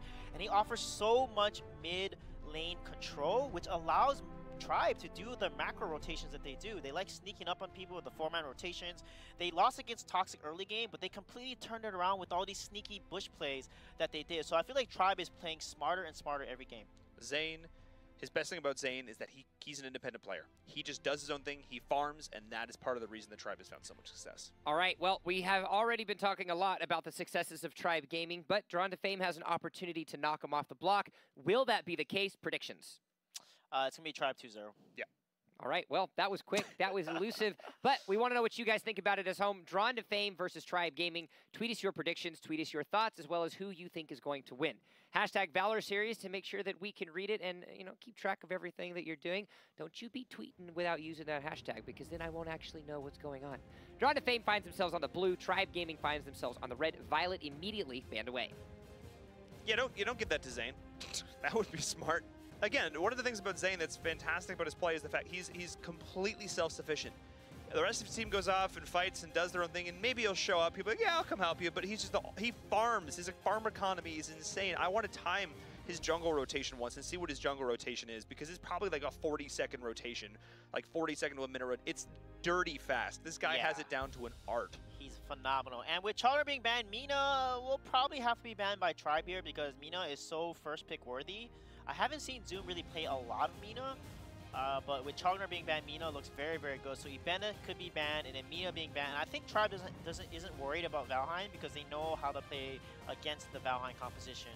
Shut a him down lot early. of the better teams, Shut him down early, easy peasy. Aurum Ibeneth, easy peasy. Easy peasy. The objectively 2 strongest NA picks and you ban Ethanarm, just take him off the board. I Yeah. love this from Tribe. This is quintessential meta. Yeah, Tribe definitely does not like ARM or Bennett. That's been one of their top bans that they do on that red side. And Drawn to Fame, they don't like Valheim, actually, so they might bow behind Valheim themselves. Instead, they're going to go with that Lindis. I like the idea of shutting down the jungle here, but unfortunately, you just can't ban out an entire jungle. You can't ban out all the assassins, all the marksmen. It just ain't gonna happen. Yeah, so let's see if it's going to be the Mina ban here or the Valheim ban. Let's see what Tribe will decide, but based on what they know composition-wise, Mina is first pick worthy because of that Chognar ban. And are they going to go ahead and... Oh, they're not. Marja. They're going to No, take I think Marja instead. Marja is actually one of 80s heroes, good heroes. Crash being taken up, which means Mina's open. That's actually a little dangerous there by Drawn to Fame. Yeah, Beg's Mina is pretty darn solid. We'll see how that plays out for them. I actually don't think the Tribe really minds giving up Mina, because Mina excels into teams whose positionings are bad. If you can find these massive Dark Dominions, that's huge, but against a good team who knows how to position and spread themselves out in these fights, unless you're getting massive Death Scythes, you're just not going to get the big, game-changing 4-man taunts like we see in other regions. Yeah, or they might prioritize Annette. You know, Annette has been a priority after ARM is banned. You know, Teamy has fell off the popularity pick recently. So will this be an Annette or a Mina pick? Because if they don't pick Mina, Mina will look very good for Drawn to Fame's composition there. Because Crash Mina is just a very strong, nice engaged composition. We're going to see if Tribe decides to prioritize that, or maybe go in a different direction, look more towards these side laners here. No, oh, it's Annette gonna be will Annette. prioritize. And then you I have like it. Zenio, you have Pyrrha. All these picks are open. So if they Pyrrha, pick you can do Zenio, Pyrrha Jinnar. Pyrrha, You can do Pyrrha Jinnar yeah, here or too. even Zenio Pyrrha, yeah. and then just pick like a heavy, tanky engage composition, and that will work really well. But they're gonna stick with Zoom, and I do like this, even though Pyrrha and Zenio are open. Zoom's Alice is just so good. So I'm curious to see Annette in Tribe Gaming's hands specifically. Beginnings is a player that we have applauded of late due to his prime positioning and his ability to kind of be there for his team. But speaking about positioning, that has been kind of his biggest flaw in a lot of ways. Annette is not a hero specifically, if you build her much more magic damage, that if you find yourself out of position, bad things are going to happen. I'm wanting to see, and I think this is truly going to be a big test of whether or not he's capable of holding up to that. Luckily for him, Annette's range, especially on her auto attacks and her abilities, it's huge. This is true. Yeah. I'm out of position, but She's a JK, good I'm poke actually name. Her a abilities long... have Yeah. 1100 unit poke range. I mean, as much as Liliana, it's pretty crazy how much she can poke as support. Again, Cricknack. that's why she lives in that They hybrid, can man. pick Zenio Cricknack here, and that's really good because Zenio offers that protection. Annette offers that heal with Whisper Wind. That's a very strong engaged composition if they pick up the Cricknack. I mean, the Cricknack Zenio here. I also love the idea of using Annette as a counter death ball. Because part of me almost wants him to take Jinnar just to deny what Drawn to Fame is going to try to do with this here, just to deny the death ball.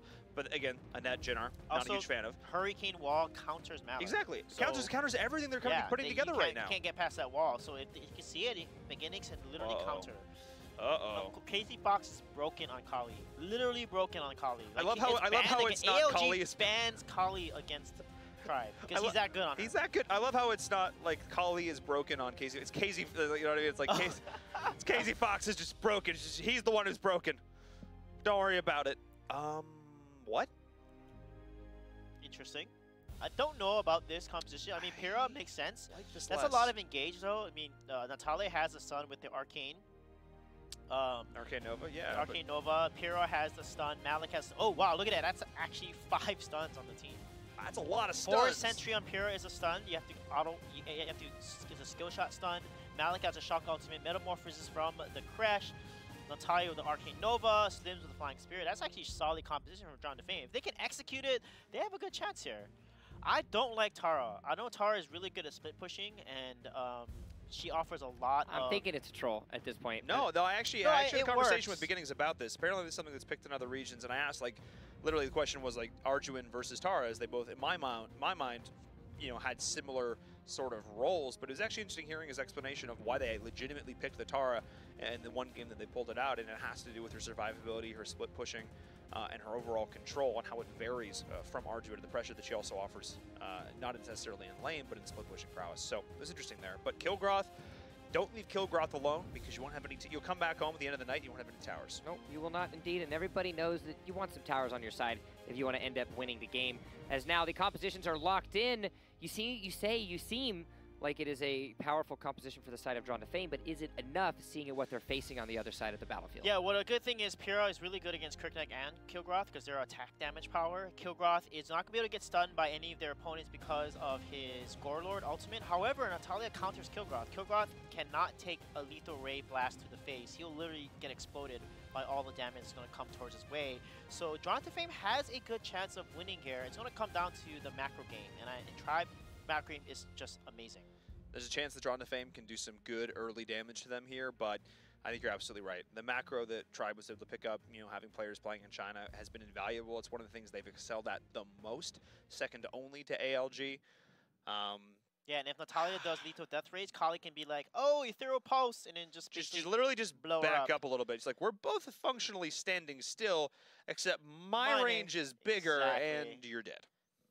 That's correct. All right, well, as we get ourselves loaded into the game, we always want to know what you guys are thinking about as home. Head over to Twitter, use the hashtag ValorSeries, share us your thoughts, your opinions. I don't know what you're doing. Maybe you can advise some GIFs or some GIFs, whichever you prefer. Maybe that can be the debate. Which one is it? What do you think of my shirt? What do you think of his sweater? Don't start this debate, Is it GIF or is it GIF, Sweet J? It's GIF. GIF. It's GIF. According to the guy, never mind, we're not getting into this. Right. They are already we're not tilted. Getting into this. Well, let's find out which of these teams is going to be tilted, because one of them will, because one's going to win and one's going to lose. We head on ourselves over to the Antares battlefield as we find Drawn to Fame taking on Tribe Gaming. As we get into the Drungle, both of these teams are starting things off because that's how words work. Jump. It's not giraffical. Anyway, it's graphics. It's a G. It's a hard G. Okay. Drawn to Fame needs to have the opening of their lives right now because we've seen Tribe Gaming go up 8 kills over ALG in the early game, which means that if there's any team that, you don't want to let it get ahead early, it's probably going to be Tribe. Yeah, and right now, honestly, the early game of Drawn to Fame is stronger. They have the Malik, they have the Pyrrha, which allows them to be a little aggressive early, but they're not going to take advantage of the early game. Waya is going to be playing mid, and he normally is the one playing Crash, so they switched things up a little bit here. They have. I mean, Yikes is back in the jungle, and Lucifer, who's traditionally been their mid player, is side laner. Is now side laning. Interesting. Switching things up.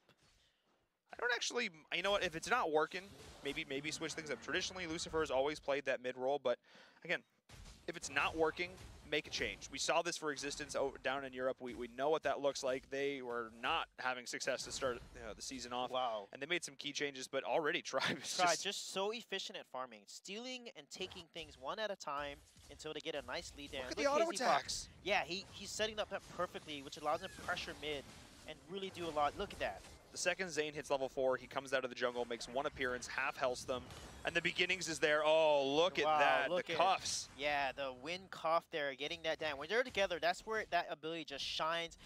80s Heroes winning a side lane. They push mid lane. Now they rotate and get Lucifer off guard. He's low. Now Dragon is theirs for the taking. Look at this 4-man rotation on the bottom here. And 80s Hero might sacrifice himself for the Spear since I'm here. I think that would be a bit of a mistake to do so, but I love the fact that they don't even need to kill them out. They just need to do enough damage to Lucifer to force him out of lane, which means the first dragon on the second it spawns, it's instantly back in the ground. Oh, Zane decides to jump in there, and look at the damage. Oh my goodness. That stun timing from beginnings. Casey Fox almost cleaning that up as well. That hurricane walled that the enemy opponent into KZ Fox's ultimate. My goodness, that combo. What a beauty to watch. We saw a little bit of that last game as we saw the hurricane wall into a magnetic storm. This time we're seeing it into the grievance there. Just really solid play from Tribe, showing that, look, it's not just an ability that can create space. It's not just an ability that can, separate the battlefield. It's also just a big old stun. Yeah, it is amazing if it's positioned properly there. And it's huge AoE effect. And it lasts for 3.5 seconds, so it can literally zone people out, so they have to walk around your circle, which gives your allies enough time to, delete that person. We are seeing a metamorphosis. Speaking of big ol' ults, I've seen the metamorphosis blowing up there in the top lane up against the Kilgroth, not doing anything against 80's Hero. So we are seeing a nice flying spear coming in from Yikes. Zoom is going to have the sustainability with the healing light, but now Kilgroth is going in. Good aquatic shield as well, but the follow-up is there, and that is Zoom getting absolutely deleted. Yeah, what a nice engage by Zane there. Beg, you're in trouble there. Be careful. Not the play. There we go. He has his ultimate up, though. Hurricane Wall can be used. So we're seeing the Seagull being picked up as well from Tribe Gaming, forcing out the response. But look at the ult from KZ Fox. The range on that is monstrous, forcing Yikes back. And now, because he's not in his jungle, look at where Tribe is. Sneaky. I like this. My The drone goodness. drop onto Waya. Look at the dodge there as well. And Beg is using that to get on through. Dodging out the lethal raise. That's massive. A beautiful flank there from Hikes. But still, that was a decent little pick there. And look at how much damage the Beginnings is able to do on his own. Hikes is there to try and follow up. But the reinitiation now from Kilgrot. The Gorlord is going in there off the back of Metamorphosis. Beginnings is going to be the target. They're pushing them back. But that's the cuffs. The stun is there. Beginnings, what are you doing? Yeah, that combo, wind cuffs with the gust force there. That's exactly what you want to do. And then he had it up again when you're stunned and nets wind cuffs gets reset. He's able to use it again to save his life and give time for AD's here. They didn't secure that kill, but Tribe made a mistake. Again, 2-man jungle invade is not what you want to do. I can't mention it enough. It just doesn't work against good teams in the league here, and they got to stop doing 2-man invades. It's always a 3 to 4-man rotation. This is Drawn to Fame's chance to really come back in the game when Tribe decides to be overly aggressive in that way. I mean, it ended up working out for them barely, but still, you're right. Against a slightly more coordinated team, that would have been Tribe Gaming giving up many crucial kills. Oh, wow. We are seeing another little initiation go. Okay. Goodbye. Goodbye, dear sir. Heard you like a lot of fast attacks hitting you in the face. Again, they have good combo. I mean, Drawn to Fame has a comp that can combo and stun block people really well here. Ooh.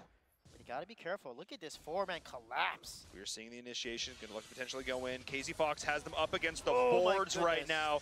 Zane is there in the flank. 80s hero is here as well. Beginnings locking them all down. Yikes, surviving underneath the tower, but it's too little too late. Yeah, he's got to port home here and get the heck out of there, or else he's in big trouble. Drawn to Fame down about 4K gold at this stage in the game. But luckily for them, they haven't actually lost any towers yet. They're about to lose their first one in the mid here. But on the bright side, we've only seen one dragon taken for Tribe and one tower. And that's what makes Kali so good. Her auto attacks do magic damage, so she can take towers pretty well with each of those auto attacks. And there's a perfect rotation by Beg and KZ Fox. But I was surprised they didn't stay in the top lane and secure their top tower because honestly, the wave was coming. And the wave was coming. They could have taken top tower, then rotate to mid, and easily taken the mid tower as well. And now we're seeing another fight breaking out down in the jungle. The ult's coming in from Kali. The red buff going to be grabbed, though, by Drawn to Fame. They're backing up, resetting. Zoom is going to help to reset a lot of the damage going through with the healing light. I'm watching Lucifer here. He's going to try and drop the shock. They will look to reinitiate. This might be the time, but Zane says no. The spear does not miss. That shock was a million years too late. His Beginnings is trying to split the fight right now. The lethal rays are going in, though, doing a lot of damage. But Waya is standing in the middle of the gust through all of that. Zane on the flank, the drone drop. Good night, Waya.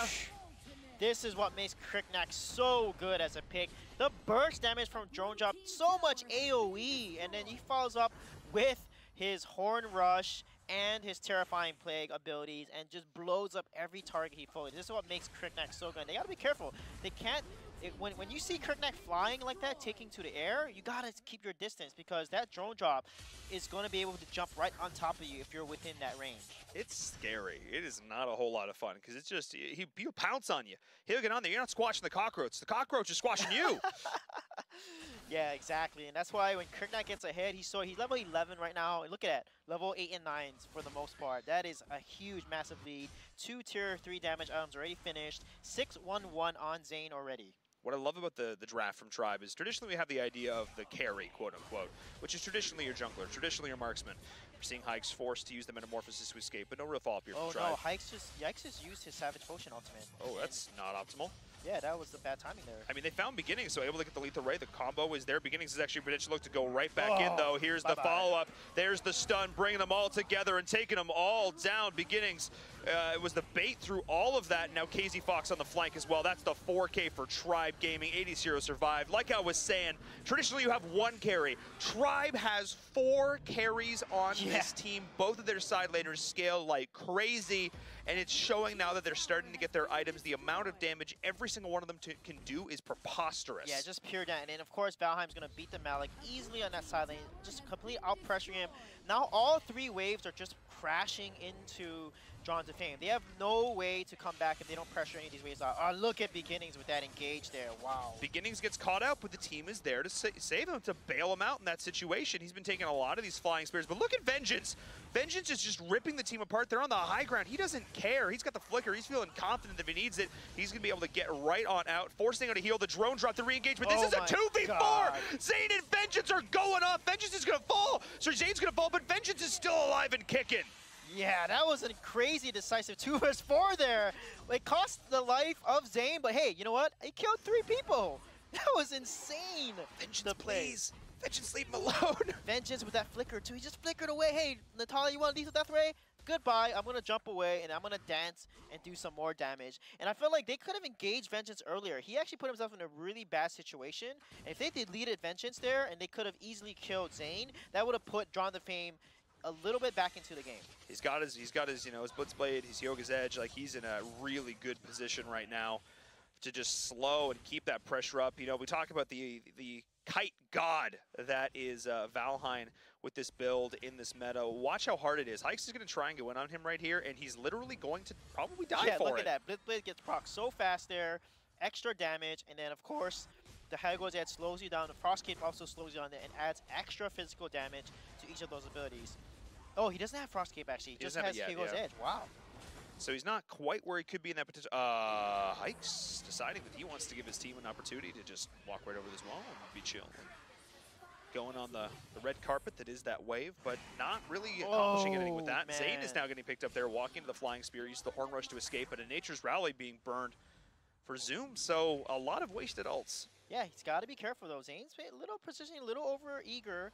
Could have been blown up. But since he's level 14 against a level 11, and look at all the items he has, he's able to survive. And Zoom, level 8 in this. And that's why I like him on Alice better. I feel like the Pura hasn't really done much this game. Goodbye. Goodbye.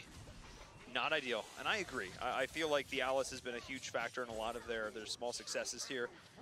And not having that has definitely had an impact on this game. Lucifer's going in with the shock, but Beginnings is on the flank. He's going to the wall. Look knock at them that. right on back. The heal is there, but Beginnings is still standing strong through all of it. The Nature's Rally is not enough. As in unison, 2 high ground towers are falling. Yeah, look at that combo there. The wind gust with the gust winds. Oh my goodness. And that's going to be Tribe walking in onto the core. They take this game, only dropping 2 kills. That's GG. Game number 1 is going to Tribe Gaming.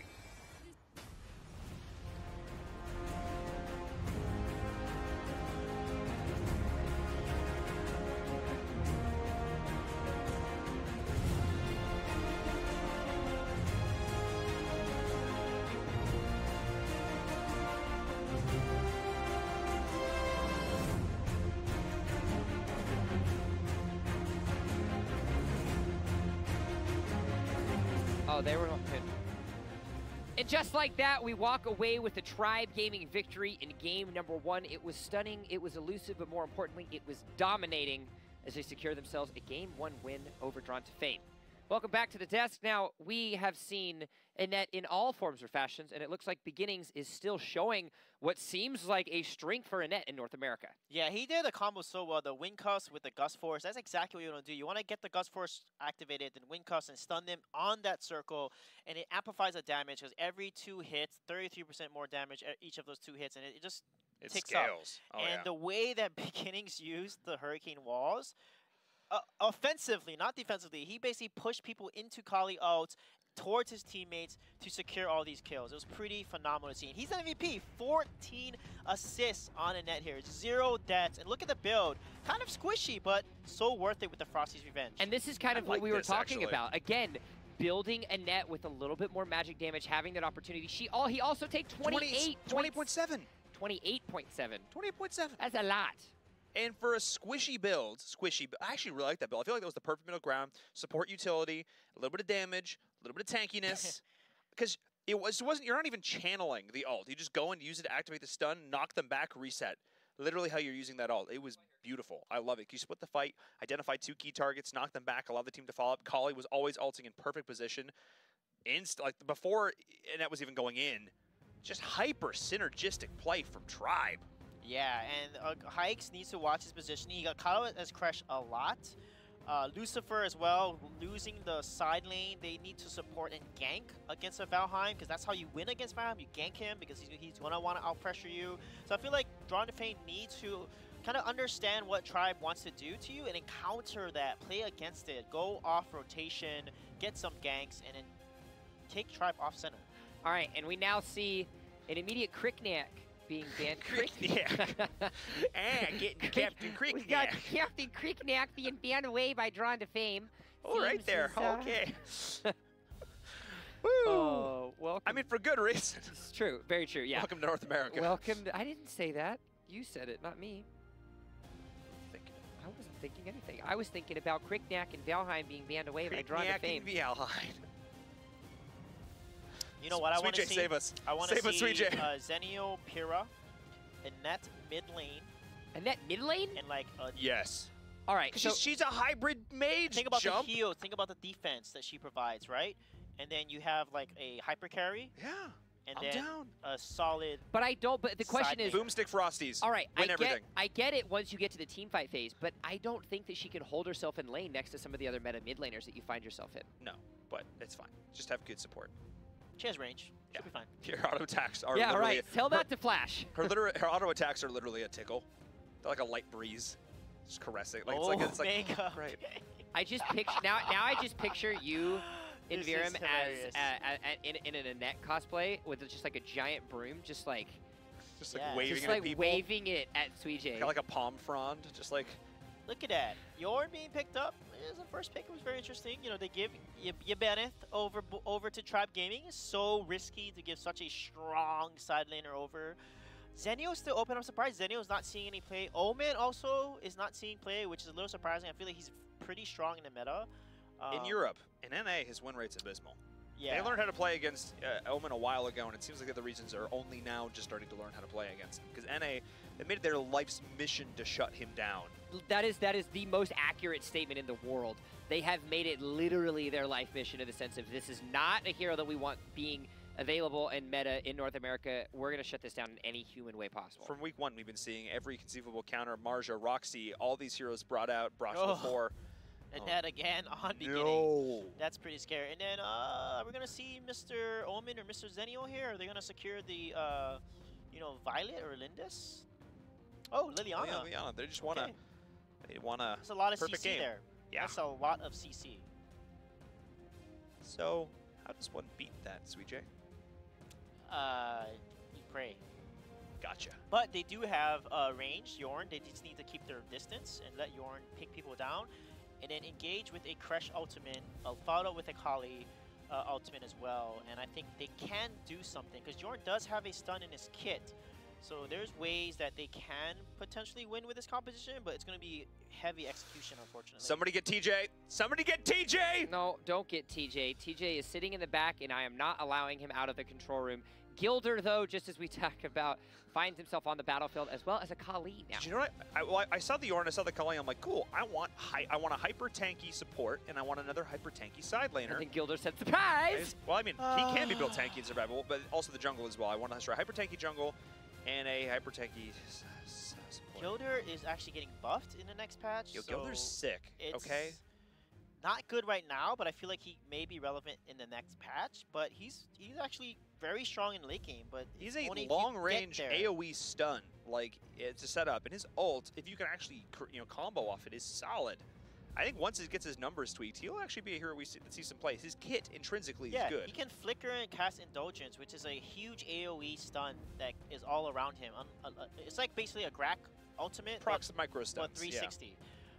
So it's huge, and also he has a long range stun. It does AoE damage and does a lot of magic damage. So if they can get there to the late game and use that long range extravagant stun, then they might be in a good spot. So we'll see. It's a little risky though, because honestly this is a very off meta composition, and you have Bennett on the other side, so he can easily counter the Gilder once he activates his Nature's Realm. He can't be stunned in Nature's Realm. That is true, but like there is actually a really fun little combo that's arrived. If you throw like the Yorn stun into the Gilder stun, Kali's there to follow up. They have a lot of long range damage that can go through and find somebody there. Maybe. I'm saying there's a chance. No, maybe I spoke too soon. Batman being picked up, it's a little risky. You have to win early game very hard, and again, honestly, Annette is strong early. Bennett is very strong early, so it kind of shuts down Batman's early game. They want a jungler with stuns. They want a melee assassin jungler with stuns and all that. Okay. There we go. That makes more EX sense. actually plays a pretty solid Maraude, so they have a chance if they can just keep their distance. And you know, Kresh and Gilder can help keep that distance along with Kali, because if they want to rush a Kresh, a Gilder, and a Kali, that's a lot of a huge front line to deal with to get to the Yorn here. All right. There's a chance. There's a chance. Chance. I'm theory crafting for them. There's a chance, there's an opportunity, but the question will remain, will it find success? Drawn to Fame pulls out yet again another wonky composition, but let's actually take a look at this tribe composition, because now that Annette finds herself into the fold, Ebeneth finds himself through. How does synergistically this work for tribe? Yeah, I think for them it's about Ebeneth engaging, right? Getting the branching out, and then maybe getting behind enemy team and Redwood rushing them towards his allies, and then activating his Nature's Realm. You know, that combo is so deadly, and he'll have his abilities up again, and then Annette can then use her abilities to combo on top of that, and then you just basically keep Zane alive on the back line to just clean up the fight. I think the combo that I really look forward to seeing is the Hurricane Wall into the Nature's Realm. If you can find a way to pin the opposing team into a corner up against some terrain and then lock them in with that Nature's Realm and just drop the seeds on them, the hyper stuns, crazy. All right, well, while we get ourselves loaded into our last game of the day, we have to do one final giveaway to make sure that you guys are getting the juicy goodness of love and affection, but more importantly, of free things. Europe, North America, Latin America, these are region locked. You all right there? Yep. All right, remember, Europe, Are you okay there? Europe, North America, Latin America. If you're in the region, put it in for the region that you belong. Boom, the codes are done, the codes are gone, because now it's time to get into game number 2, our last game of the day. We saw Tribe gaming with a dominant game number 1. Let's see if that holds true in game number 2. Yo, I love this skin. Real talk, though. That type of skin is dope. It is, but can Gilders, the Midas touch, win for Drawn to Fame here? Look, I'm a personal fan of... Look at that stun! How sick is that? And it's like AoE at the end, it's like deceptively big. Its hitbox isn't totally correct. And it's cool, okay? I'm really, really excited to see this. Sweet J, let me have this, okay? 80s Hero might be a little in danger here. Zoom needs to land his next, but he misses it, unfortunately. And he's going to get away. And he does steal the Might Golem, so nice play by 80s Hero there. The fact that he was able to go in and do that solo is actually super impressive. That really shouldn't have been a thing that happened. KZ Fox is coming in on the flank here as well, which means that they're going to be able to keep constant pressure up. And we saw how strong Kali is, played in the mid because of how well she's able to clear down these minion waves. And already we're seeing the fact that this time around, Kali is not having success. Look at the Ben. That's why he's so strong. He just literally cleared that wave in like 2 seconds. That's why he's so strong in the side lane, and it's so dangerous there. And look, he's going to be able to sneak onto Mr. Kikes here. Look at that. Already a level ahead. And up at the top, we're seeing the additional pressure coming in as getting 80s here just a little bit more farm here. The stun doesn't actually connect coming in there from Zoom. As we do see the combo from Beg. Oh man, if KZ Fox had been able to land that as well, that would have been absolutely massive. As once again, we're seeing Zoom not connecting with the stun. That's a yikes. Yeah, Zoom's got to wait to get to that late game, because late game Gilder is oppressive and so deadly. But can they make it to the late game? Right now, it doesn't look that way, because they're 1k gold behind, and Dragon is about to spawn. And of course, Tribe is going to set up and rotate, get river dominance, and then try to take that Dragon. Because look, they're getting them low. They poke you low, they rotate to Dragon, and you can't really contest it. And look at Vengeance completely winning his lane, but he's in trouble right now. He is in a lot of trouble. Forced to use the Flicker to escape. Yikes is going to go in and follow up. Zoom is there as well. The heal is being popped. Beginnings is there to support the team. Look at the bait. Bringing Tribe in. Zoom is over the wall, but Zane is following him right now. The stun will connect onto 2. Nicely done. That might be enough to keep Zoom alive, and I think it is. Yeah, what a great engage by Zane, though. He basically used his abilities and then used the death from above at the right moment there. Knocked up Yikes and secured the kill and saved his ally's life. So Vengeance was able to survive there and not give over any death so far. Really nice play there from Tribe Gaming. Even the little things like giving Zane that additional blue buff just to make sure that he can continue on his farm cycle there. Really nicely done. It's those small little team play things that really elevate teams here in the North American region. Yeah, and 80s Hero is waiting for his punish to come up so he can secure that Vision Seagull. He's going to slowly... And, oh my goodness. Oh. Goodbye, Yikes! Woo! That, he went flying right there. Fox in the Fox form. That was absolutely silly. We saw the ult go out there from beginnings, the Hurricane Wall. Feeling it right there was Yikes. And just to follow up with that Reiki shot. KZ Fox just doing some serious work there. Any mid-hero that he pulls out is destructive. Yeah, his ability, his positioning, his skill shotting is just phenomenal. One of the best mid laners in this game, for sure. And we are going to see a potential fight breaking out now as God. Yikes is going to be initiated on. The stun is there to try and get him out. And now Yikes is in real deep. Good Metamorphosis there as well as Beginnings is there. Able to get himself out. Oh, no, Zane was camping Yes, the he return. was. Oh, no. Now, are we going to see the death from above going in, or is it going to be Tribe not wanting to overcommit? There it is. They're going to back out right now, and the party bush lives. 3K gold lead, 3 deaths ahead. This is massive. Now they're going to rotate and take Dragon, but they're going to try to push the mid lane, actually, and try to get this mid lane tower, which is going to be perfect set up for the Dragon. Zane is going in 1v3 right now, and he's actually surviving the top lane. If we can take an eye on this, Zane is finally going to try and get himself out, and is Beginnings going to be able to do so. Zane just did that 1v3, almost got the kills, but more importantly, kept 3 members of Drawn to Fame occupied. Yeah, and the lower health Zephyrs gets, the more durable he becomes, and that's exactly why he's able to survive. Takes the Spirit Sentinel on the way out. He's going to go home, continue to push their lead, but the Dragon has not been taken yet, so that's going to be a key objective for maybe Drawn to Fame to steal and sneak underneath Tribe, because that's their chance to kind of get back in the game, not fall too behind. I'm really surprised that we have not seen this Dragon taken yet. The combo is going in from KZ Fox. Beginnings is there as well. Nice little dodge, though, from Zoom. Able to get himself out. That's the Hurricane Wall blown. 50-second cooldown. Not going to be available as Hades Hero is finding himself at a point where he's feeling very confident in his farms. He's going in also 1v3 right now. The Gore Lord is being popped. Waya not in a really good position, though, with that Grievance. Hades Hero taking a lot of damage. There's a Metamorphosis trying to take him down. Is Lucifer. The heal is being popped. Beginnings is there. And Zoom is going in with the ult, doing a great job of locking down the team, but it's not enough. We finally see Hades Hero fall, so the dream of the perfect game is gone for Tribe. That was a great engage by Zoom, but his team wasn't there. The Gilder Indulgence ultimate is so powerful when you can combo with your team, but unfortunately they were not there. 80s Hero doing a great job being aggressive, setting up the kill, getting the kill onto Yikes there. 1 versus 3 actually, and he actually dodged the Temporal Turbulence. He actually walked towards Yikes, so he basically whiffed it, made Yikes whiff the ultimate, which allowed 80s Hero to stay alive long enough to secure that kill. So really nice play there. That was solid, and I'm still really surprised that we have not seen Tribe Gaming. Oh no, while they're not getting dragons, they are getting kills! KZ Fox, the combo is there, the indulgence from Zoom, but there's no damage to follow up. The whole point of this is you need to have your team with you, and Beginnings and KZ Fox are so tanky, there's nothing they can do. That was a 2 versus 3 and a 4, and they still won that. That's insane. That was so dirty, that Hurricane Wall, and then KZ Fox landing a huge Binding and Shining Light combo, and then changing the Fox form and just bursting down his opponents so quickly. Man. That was just scary. Benny, Vici. They came, they saw, they conquered. Taking a cue from the other North American teams here as Tribe Gaming. KZ Fox is going to be the target. Kali in the back, the ult once again coming on through. Good lockdown. That was the combo they needed. They're just so far behind. They literally just don't hit hard enough. Yeah, they are way behind. 6 minutes already, 7 minutes, and 10 kills. 8,000 gold lead.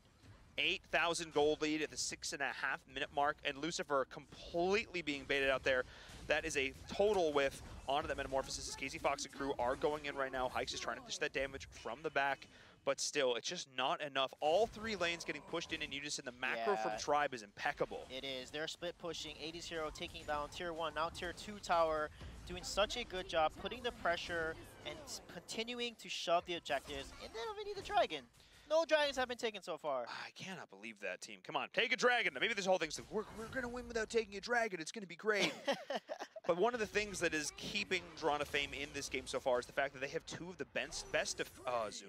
No, that was a fat figure. I saw that, bud. Is they have 2 of the best defensive heroes in the game. The Nature's Realm is going out in the mid right now for good measure. But between the Grievance, between the Yorn, they have so many abilities to clear these waves safely than Barrage as well. Just clearing out these minions, which is the only thing that is stopping Tribe from ending this game right here, right now.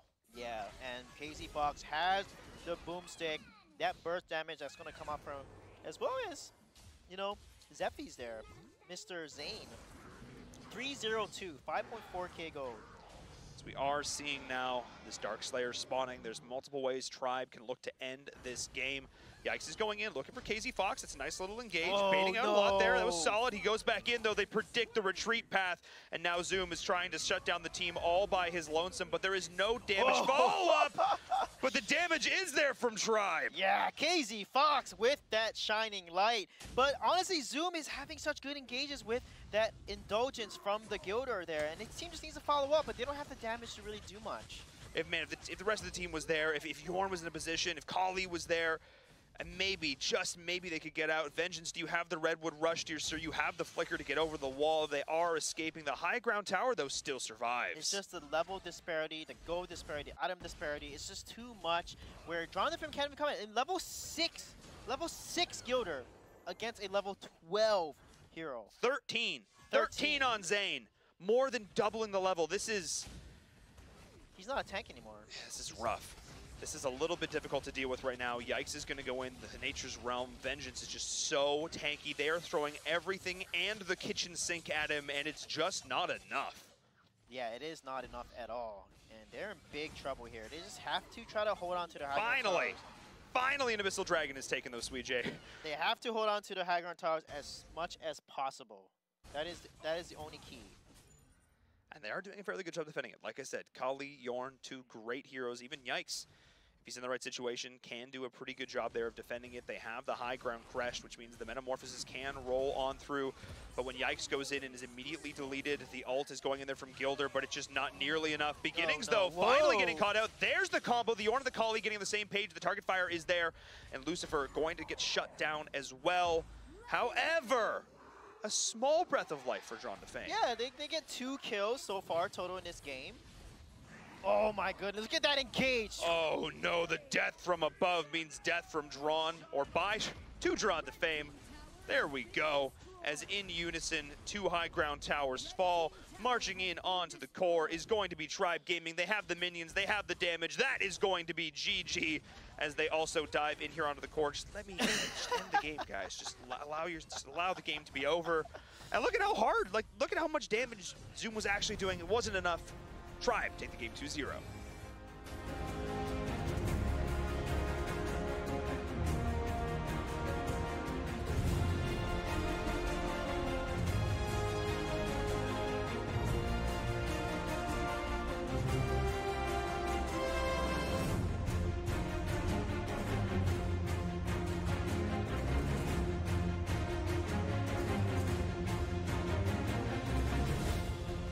Tribe Gaming continue their dominance in the Valor series, bounced back from last week's defeat by Allegiance, and they surged to a 2-0 victory over their opponent in Drawn to Fame.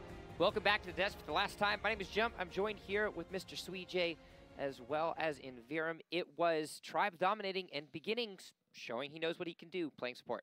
Yeah, no one has broken the glass hierarchy so far because a team that is lower seeded has never beaten a higher seeded team, unfortunately.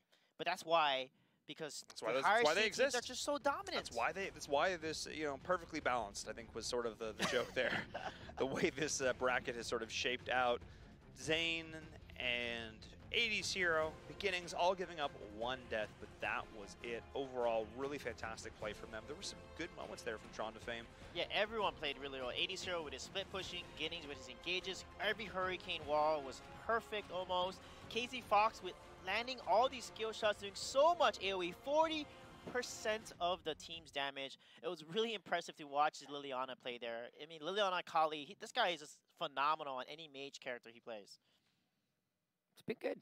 It's been great. It's been good. It has been entertaining to watch the development of all 3 regions, with now having Annette come into the fold. We didn't really see anything in Europe. You take a look to Latin America, there was a vast difference in variety as far as build and success.